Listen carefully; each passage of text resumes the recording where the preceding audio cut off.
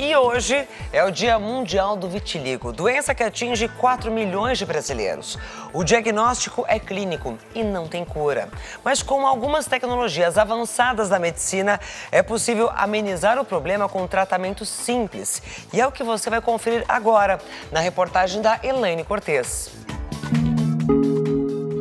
Uma doença descrita há mais de 2.000 anos, mas ainda misteriosa para a ciência e desconhecida da população. Na minha cabeça, eu falei, eu vou ficar assim.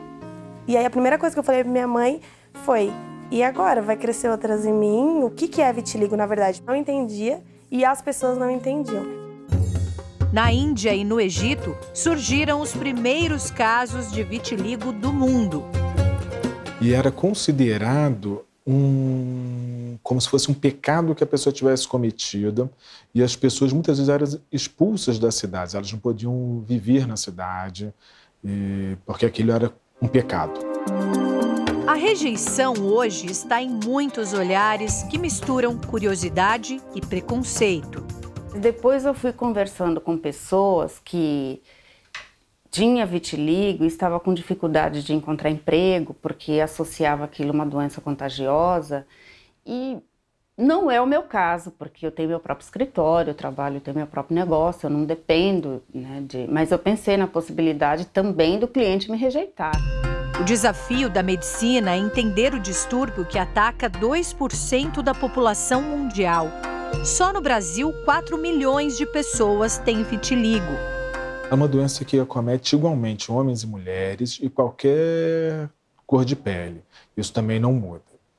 Obviamente, nas pessoas de pele mais escura, ela vai ser mais chamativa porque as manchas são brancas. A principal faixa etária acometida corresponde à metade dos pacientes, entre 10 e 30 anos de idade. E pode dar realmente qualquer idade. Nós temos hoje 6 pacientes que nasceram com vitiligo e o mais idoso começou aos 88 anos.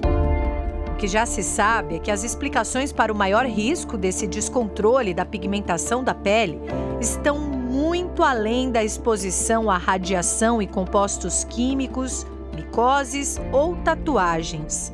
O vitiligo é uma doença de base genética, mas que para essa genética entrar em atividade nós precisamos de um fator ambiental.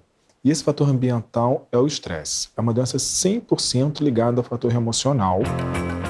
Durante o estresse, acontece uma descarga neuronal. Em pessoas com predisposição genética, a pele, neste momento, produz uma proteína que não é reconhecida pelo sistema imunológico. E a defesa do organismo ataca as células de pigmentação.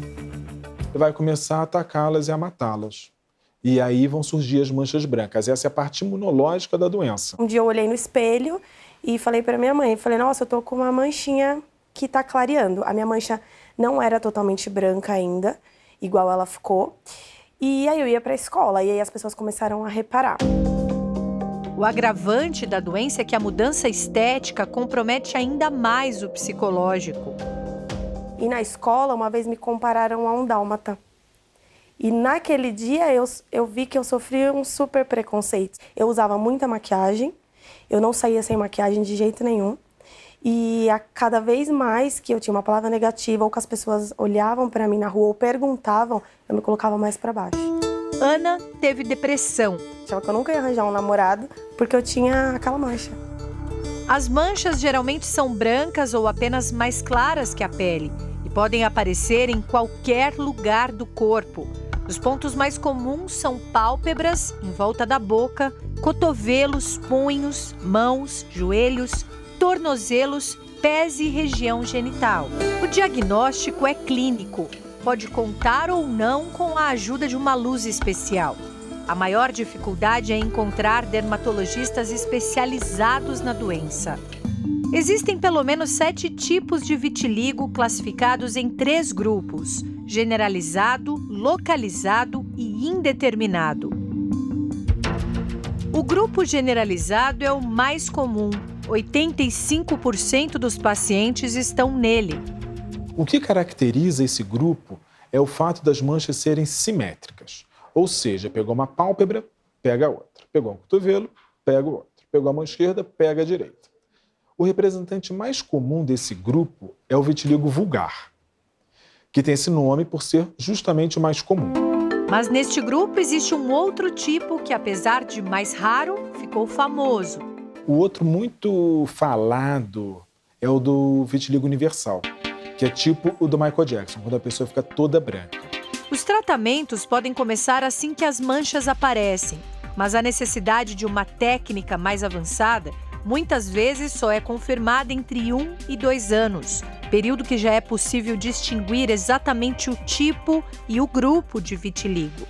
Os resultados de tratamento costumam ser excelentes, mas pode voltar. Voltou, trata rápido para controlar logo a evolução e não deixar crescer novamente. Ana usou medicamentos e foi submetida a um transplante que fez a área da mancha voltar a ter o mesmo tom da pele. Pequenos fragmentos de pele são retirados da parte de trás da orelha e enxertados na área da mancha com uma distância aproximada de meio centímetro entre cada pedacinho. São várias opções de transplante. Uma delas é feita principalmente nas mucosas, como a boca. Após 3 meses de cirurgia, os efeitos aparecem. Entre 6 e 9 meses, as manchas tendem a mudar a coloração e em 1 ano e meio se pode observar o resultado final.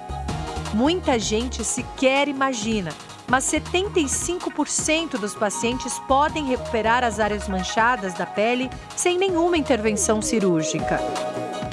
Um tratamento que nós fazemos muito e que realmente muda a história da doença, da recuperação da cor, é a infiltração intralesional de corticoide. Você injetando corticoide nas manchas, isso ajuda muito a recuperar.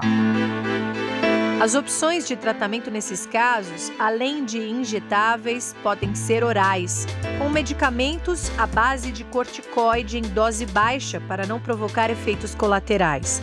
O banho de luz da fototerapia também está associado, e o uso de pomadas, cremes ou soluções. É o que Maria usa.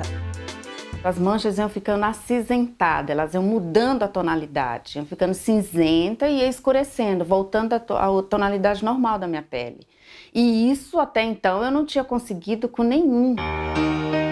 Mas é preciso usar a fórmula certa. Precisei percorrer vários profissionais e nenhum me trazia uma resposta de acordo com o que eu acreditava que fosse resolver o problema. Este especialista faz parte de um grupo mundial de trabalho que pesquisa o vitiligo. As reações são as mesmas em muitos países durante a descoberta.